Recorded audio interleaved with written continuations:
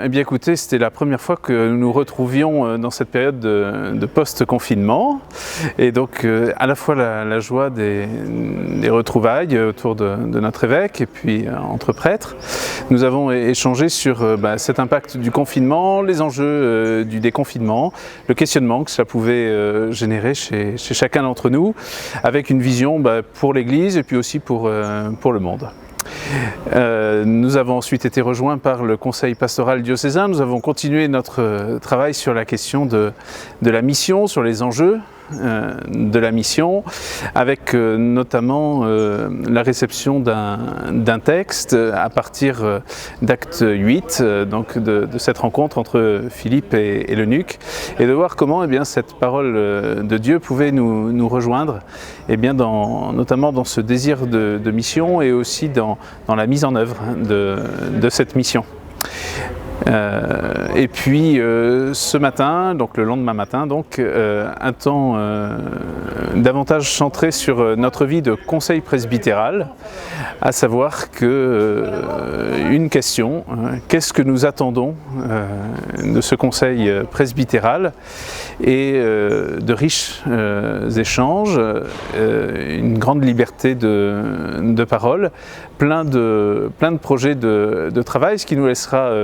du pain sur la planche à nous, le bureau, pour élaborer les prochaines journées. Deux sujets principaux pour les prochains conseils, toujours celui de la mission et puis aussi celui de la solidarité. Pour terminer la matinée, deux sujets de travail, donc un relatif aux questions économiques pour trouver toujours une meilleure gestion. Et puis un autre sujet lié cette fois à la vie matérielle des prêtres, pas seulement des prêtres mais aussi des séminaristes, des prêtres et puis des prêtres aînés, sur les dispositions à prendre et sur ce qui régit notre vie d'un point de vue matériel. Alors une ambiance particulière, d'abord on a essayé de maintenir des distanciations physiques, donc une salle une salle disposée pas sous forme de conseil mais avec des distances, difficile de se regarder les uns les autres, donc une mise en place peu souhaitable pour la suite.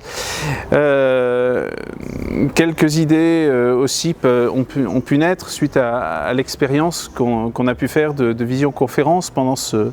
temps-là, en se disant voilà, pourquoi pas avoir des rencontres plus régulières aussi entre prêtres par visioconférence, en se donnant rendez-vous sur un thème bien particulier pour une réunion courte, ce qui économise du temps, des transports, voilà.